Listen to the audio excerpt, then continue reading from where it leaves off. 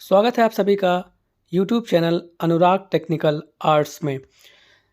तो आइए आज हम कल की बोर्ड परीक्षा के लिए कुछ इम्पोर्टेंट क्वेश्चंस की सूची में फिर से हम नया प्रश्न लेकर आए हैं। अब प्रश्न है, एक समद्विबाहु त्रिभुज के अंतर्गत एक अर्धवृत्त की रचना कीजिए तथा त्रिभुज के दोनों आधार कोण 50 अंश के हैं। ध्यान रखिए, हमें एक समद्विबाहु त्रिभुज के अंदर एक अर्धवृत्त बनाना है और ध्यान रखना है कि त्रिभुज के दोनों आधार कोण यानी नीचे के जो कोण होंगे वो दोनों बिंदुओं पर 50 अंश के होंगे। ध्यान रखिए, जितनी अच्छी तैयारी आप करेंगे उतने ही अच्छे नंबर आपके बोर्ड परीक्षा में आएंगे। साफ सुथरा पेपर करें और अच्छे नंबर लाएं। तो आइए देखते हैं यह प्रश्न। सबसे पहले हम क्या करेंगे, एक समद्विबाहु त्रिभुज बनाने के लिए एक आधार की हम एक लाइन खींचेंगे।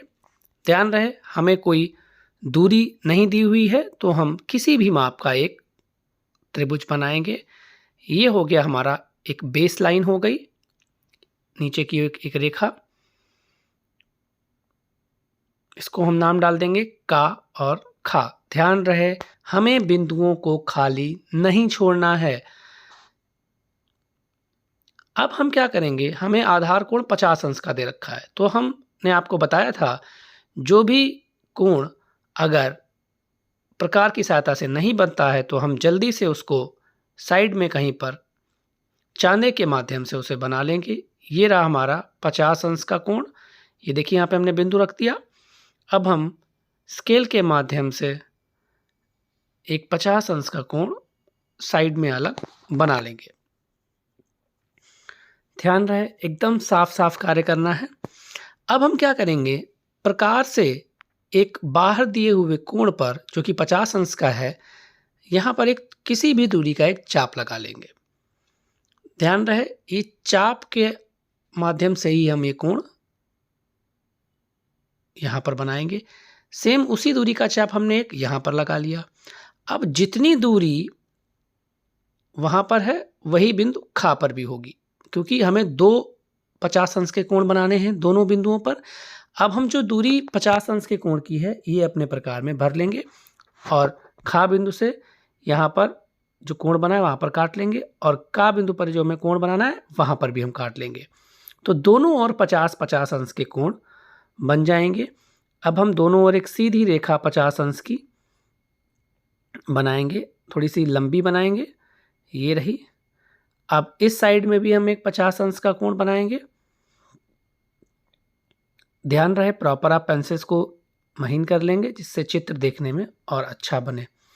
और यहाँ पर भी हम नाम डाल देंगे का खा और ये रहा गा। ये दोनों आधार कोण हो गए समद्विबाहु त्रिभुज के। दोनों भुजाएं समान हैं, इसीलिए इसको हम समद्विबाहु त्रिभुज बोलते हैं। ध्यान रहे, अगर समत्रिबाहु हो तो त्रिबाहु का मतलब समबाहु ही होता है जिसमें तीनों भुजाएं समान होती हैं। अब हम क्या करेंगे, बिंदु गा को का अर्धक करेंगे। तो अर्धक के लिए आप जानते हैं, एक चाप लगाकर फिर हम उस चाप के दोनों बिंदुओं से नीचे की ओर एक चाप लगाएंगे और एक सीधी रेखा जिसको हम लंबार्धक बोलते हैं, ये हो गई। ये देखिए, हमने गा बिंदु का अर्धक किया और अब हम देखिए नीचे जो बिंदु हमें मिला वो हम 90 अंश का कोण जो हमें प्राप्त हुआ है उसका भी हम अर्धक करेंगे। तो हमने एक चाप लगाया और कोई भी दूरी लेकर एक उस बिंदु से एक चाप और आगे वाले बिंदु से, ये देखिए एक बिंदु ये रहा, ये हो गया एक चाप, और एक ऊपर जो ये बिंदु है यहाँ पर, इससे हम एक चाप लगाएंगे जिससे इस रेखा का भी अर्धक हो जाएगा। देखिए बिल्कुल बीचों बीच में जाएगा, ये हो गया हमारा इस रेखा का अर्धक।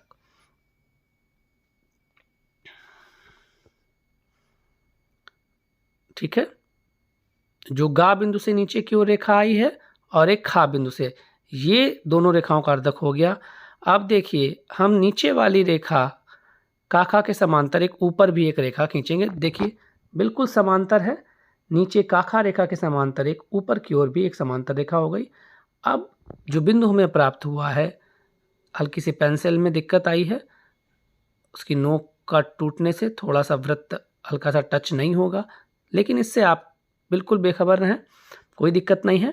आप जब बनाएंगे तो वह ज़रूर नीचे स्पर्श करेगा। अब हम कोई भी दूरी लेकर, जो अर्धवृत्त की त्रिज्या है वो हम लेकर एक अर्धवृत्त का निर्माण कर देंगे। ये हो गया हमारा एक अर्धवृत्त।